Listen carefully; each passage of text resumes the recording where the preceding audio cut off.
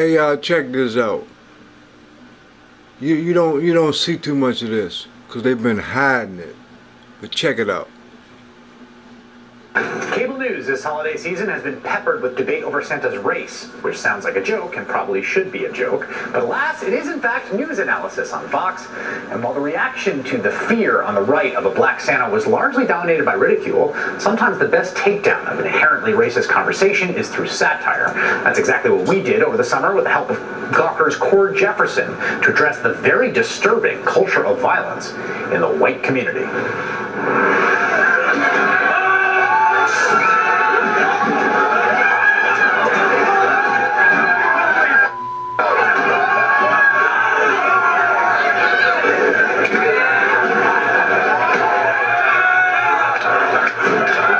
Those shocking images are from Huntington Beach, California, where at the conclusion of the U.S. Open of surfing on Sunday, a white mob began rioting. The angry crowd vandalized property, broke the windows of businesses, looted some stores, and brawled with each other on the streets of downtown Huntington Beach. Police used rubber bullets on the unruly mob and arrested at least 7 people, including a firefighter from Anaheim. You probably haven't heard much about the White Riot in Huntington Beach, and that's because the story of white criminal culture is not a story the mainstream media will tell you. But once you scratch the surface, these stories are everywhere you look. Take billionaire hedge fund manager Steve Cohen, for instance. How many times this week have you heard about the federal charges he's been slapped with for alleged insider trading violations? And what about JP Morgan Chase, a company run almost entirely by white men? Well, that financial giant quietly paid $410 million in a settlement after being accused of manipulating the power markets. The sad truth is that the white power structure in this country has no clue how to solve the problems within the white community. Look, I don't want people to be suspicious of white men, but the Huntington Beach riot underlines a stark truth about white culture. The fact is, 84% of white murder victims are killed by other white people. We really do have to question whether white leadership, where they are on this issue. The conversation is sorely lacking an appeal from the moderate white community. After all, no one forces white people to throw haymakers after their surfing competitions. And when white youth are raised with so much privilege and so few boundaries, these young white men often reject concepts of self-control and not being a jerk. Some people may feel like I'm stereotyping. I don't care. I'm dealing with reality. The white community needs to ask itself, how are we going to deal with this problem? Finally, there's one brave writer in the mainstream media raising that question. Gawker columnist Cord Jefferson handed out a healthy dose of truth following the Huntington Beach white riot. Whites in America have been out from under their European ancestors' boot heels for centuries. California specifically outlawed preferences for non-whites in state hiring and education nearly 2 decades ago. So being oppressed is no longer an excuse for behavior like this. How long must we wait for the white community to get its act together? Joining me now is Cord Jefferson, the West Coast editor for Gawker.com, author of the aforementioned column, A Dangerous and Irresponsible Culture. Cord, you're not going to hear this kind of thing in the mainstream media. My question to you is, what inspired you to finally rip off this taboo and talk about the problems with white culture? I'm a person of color, Chris, but first and foremost, I consider myself an American citizen and a resident of Southern California.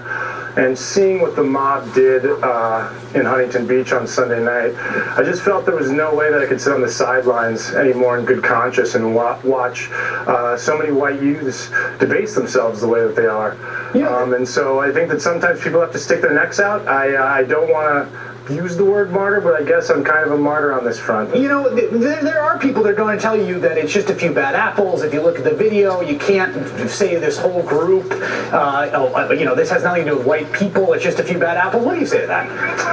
To that I say that if that's your actual belief, then you're living with your head in the sand. I used to live in New York City and would occasionally go to Hoboken, New Jersey, St. Patrick's Day Parade. And there were so many young white men there, vomiting in the streets, urinating in the streets, getting in fist fights in the streets. It was a sight to be seen. I've seen it myself. There's college dorms you can go to. Every other room. Yeah, there's a bong. There are people talking about how much they enjoy drugs. A drug culture that people and white elders don't say anything about it. They kind of they wink and they nod.